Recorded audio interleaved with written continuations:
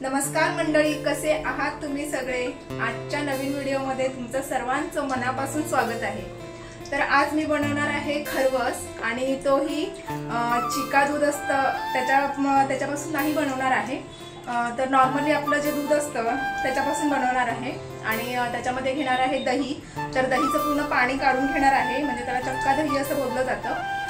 तर इकडे जास्त करून आपल्याला चिका दूध मिळत नाही, त्याच्यामुळे मग मी असा खरवस बनवणार आहे।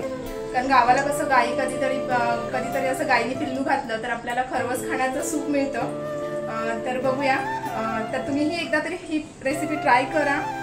काहीच जास्त खर्च नाहीये त्याला। तर चला रेसिपीला स्टार्ट करूया।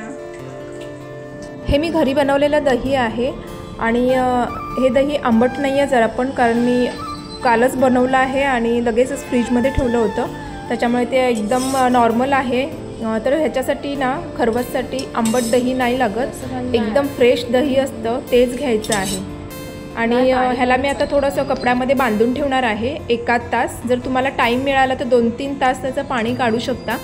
तर इकडे मी दही घेतलं आहे, जे पाणी काढलेलं ते 1 वाटी आहे। 1 वाटी नॉर्मल दूध जे आपण घरी वापरतो ते आहे। वेलची पावडर घेतली आहे, जायफळची पावडर घेतली आहे आणि इकडे मिल्क पावडर 1 वाटी घेतली आहे, छोटी 1 वाटी आहे। आणि मिल्क मेड घेतला आहे, छोटी 1 वाटी। तर मिल्क मेड तुम्हाला कोणत्याही दुकानामध्ये मिळेल, अगर नाही मिळालं तर तुम्हाला डीमार्टमध्ये मिळेल, तर तेही तुम्ही घेऊ शकता। इकडे मी दही, दूध आणि मिल्क पावडर हे पूर्ण एक मिश्रण करून घेतलं आहे।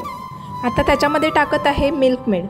हे मिश्रण एकदम एकजीव करून घ्यायचं आहे, त्याच्यामध्ये एकही गुठळी राहता कामा नये। तर पूर्ण मिक्स करून घ्यायचं आहे।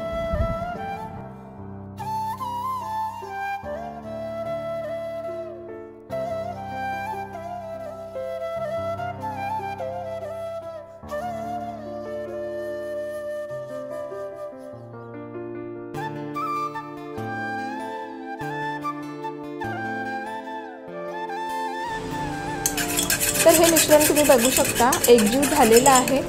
तर आता आपण दुसऱ्या भांड्यामध्ये ओतून घेऊया। तर इकडे मी स्टीलचं एक बाउल घेतलं आहे, त्याच्यामध्ये मी ते ओतत आहे।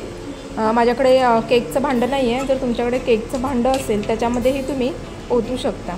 आणि ह्याला स्टीम द्यायची आहे। इकडे मी पाणी उकळवायला ठेवलं होतं एका भांड्यामध्ये। तर थोडंसं पाणी उकळलं की मग झाकण काढून त्याच्यामध्ये आपण जे ओतलेलं भांडं आहे ते वरती ठेवायचं आहे।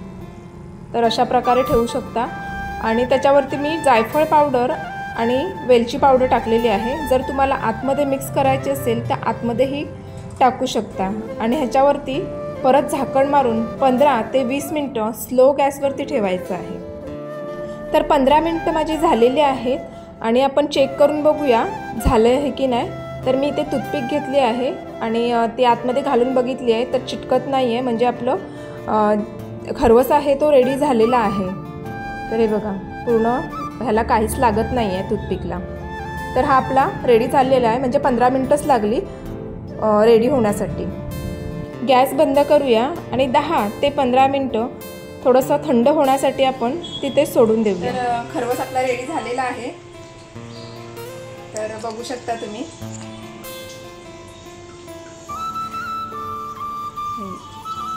मस्त असा रेडी झालेला आहे खरवस। छानपैकी असा खरवस रेडी झालेला आहे आणि बघा, तुम्ही बघू शकता पूर्ण असा। तर आता कापून बघूया कापतोय की नाही ते।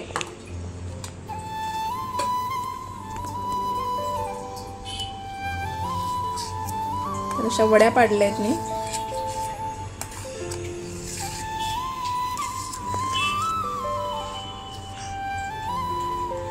तर खूप छान अशा वड्याही पडल्या आहेत। तर मी तुम्हाला काढून दाखवते प्लेटमध्ये की आपल्या वड्या कशा झाल्या आहेत त्या। हे बघा, छान अशी वडी झालेली आहे, एकदम सॉफ्ट आहे की नाही खरवस सारखी।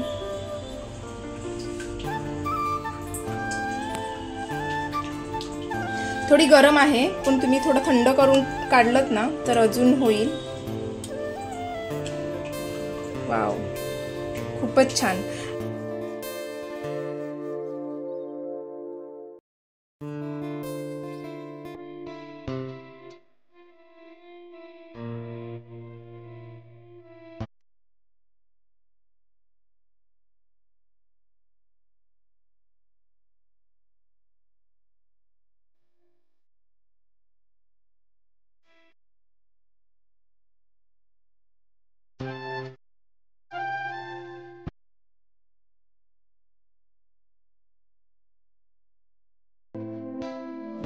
खरवस आपला रेडी झाला आहे. वड्या पडलेल्या आहेत चांगल्या आणि आता खायला सुरुवात करूया. तर थोडीशी प्लेट सजवली आहे मी.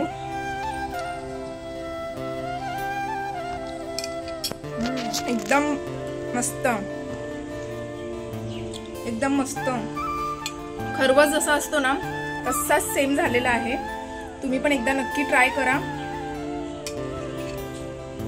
खूप छान लागेल. खूप छान झालाय, एकदम खरवस सारखा. तर ही रेसिपी तुम्हाला कशी वाटली कमेंट मध्ये नक्की सांगा आणि खरवस जरूर ट्राय करा.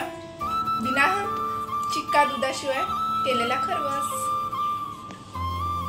Bye bye.